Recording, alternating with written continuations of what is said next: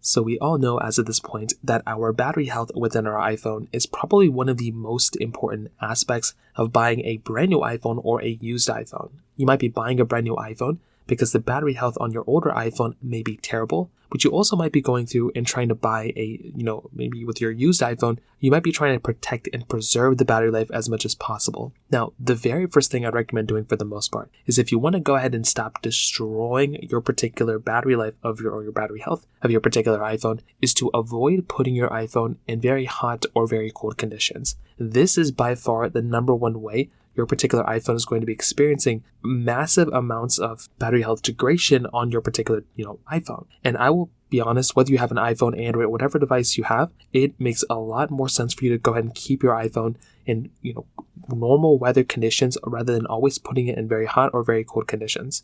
Now, what does this basically mean? Well, if you have your iPhone, right, and if you're always, let's say, putting it in the cold, let's say you live in a very, very cold area and your iPhone is still experiencing some very, very, big, massive battery degradation, it's usually due to the weather and the heat or the cold that you're basically emitting on your particular iPhone. So try to keep your iPhone in as normal conditions as possible. But a lot of people may not even know this. When you're overheating your phone all the time, let's say you're playing games all the time, or let's say it's always in the heat or anything like those lines, that can also cause a lot of issues with your particular iPhone as well. And that can also basically make your iPhone pretty much not do the best when it comes down to its battery performance, because you're also going to be getting massive battery degradation when it comes down to that side as well. So that in and of itself is another very big thing that I've seen a lot of people run into issues with. But this also swings down to wireless charging. When you have an iPhone, let's say you're always putting it on a wireless charger, this can also cause a lot of issues for your particular iPhone. And I've seen a lot of people have a really big battery degradation on their particular iPhone because of their, wireless charger. So this doesn't happen all the time, but it can happen sometimes, and enough times for people to go and kind of notice and realize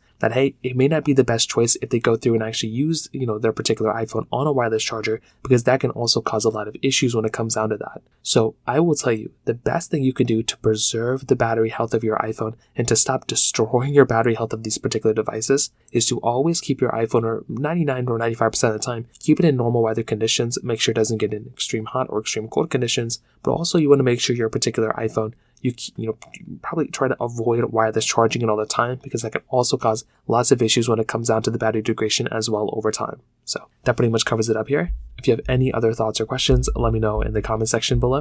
Hit the like button, that will mean so much, but definitely hit that subscribe button. More importantly than everything else, I love every single one of you guys. Hopefully I'll catch you guys in the next video. Peace out till then.